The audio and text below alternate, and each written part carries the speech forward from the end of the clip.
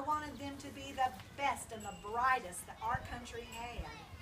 I wanted them to be honest and fair,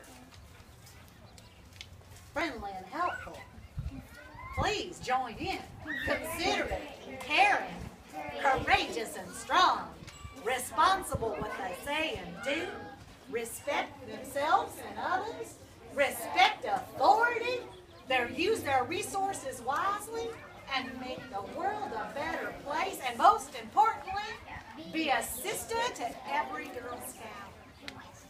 But I'm afraid I've gotten a little ahead of myself with this story. Shall we start from the beginning instead of the end and find out how all of this took place? Because that dream has been growing for a very long time, and I want to tell you where it all began. Shall we? Thanks, Julie. Well, my story begins in 1860. That was a very long time ago, but that was the year that I was born. I was born in Savannah, Georgia, on a very cold and wet Halloween night. October 31st, 1860 was the exact date. Now, I was born to a family of privilege. Now, what in the heck does that mean? To put it in simple terms, my daddy was pretty rich. We lived in a very large home. I was the second of 6 children. We had servants that helped, did all of the work. My mother was busy doing her thing, and really the children were left to their own devices to stay in or out. I had a whole bunch of brothers and one sister. Well, back in the day, remember I told you things were very different back in the day. Girls were expected to be prim, proper, and always be neat and tidy. So being a girl was rather boring. The truth is, girls were expected to stay indoors all day long. We might be able to help with the ironing or the cooking and the cleaning, but we were really not allowed to go out and play, out and get dirty. It was quite boring. Well, you know me. Well, maybe you don't know me yet, but you will.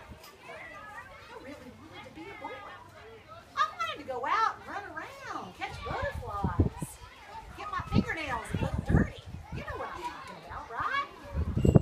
So every chance I got, mainly when my mama wasn't looking, I'd sneak outside and I'd go get myself in a little bit of trouble. Sometimes I would go find myself a stray dog to bring home, or maybe a cat to play with. One of my favorite things to do was spend time with the horses.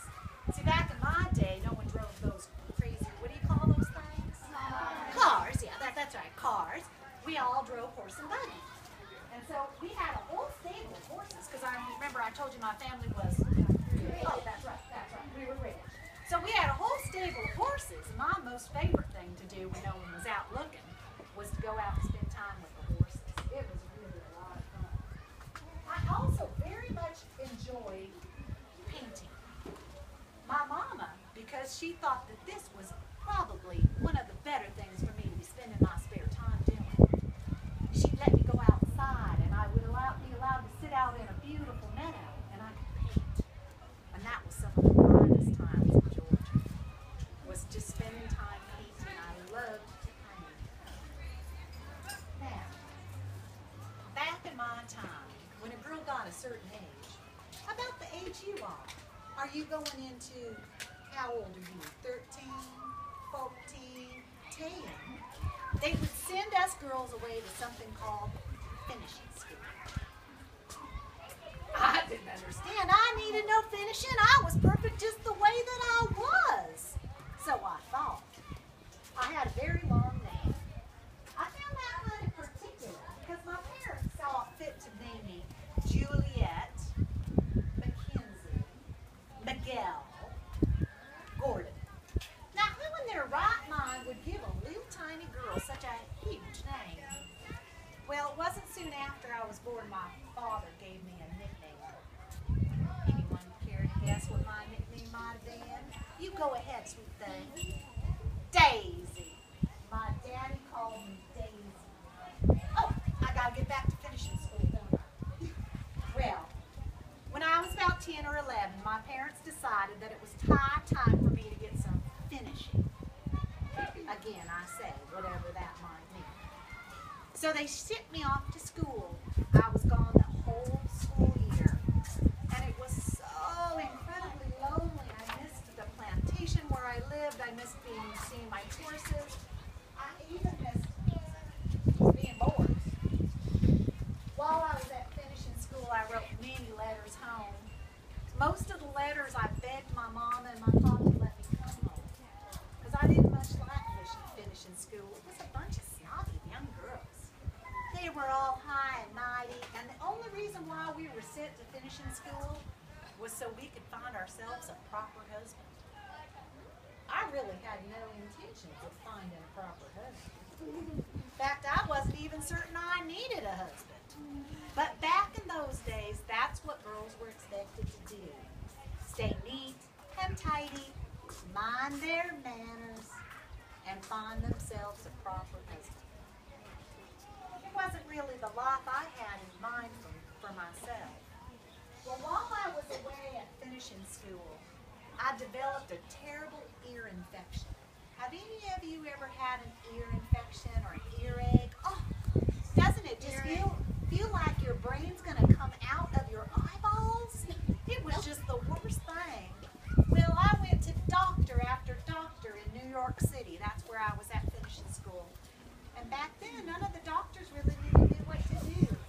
Well, that infection got so bad that I couldn't hear out of one of my ears.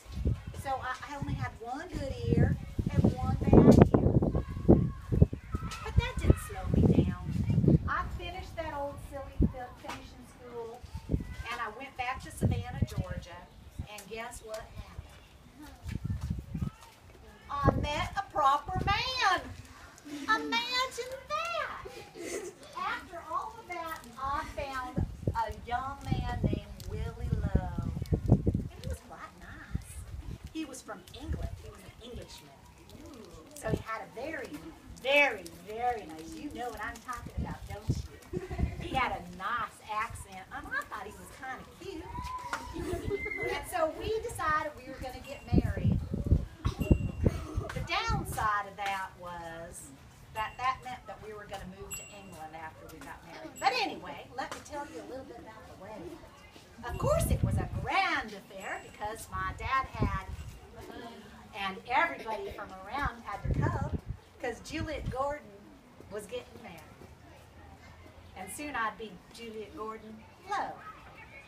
Well, back then, it was traditional when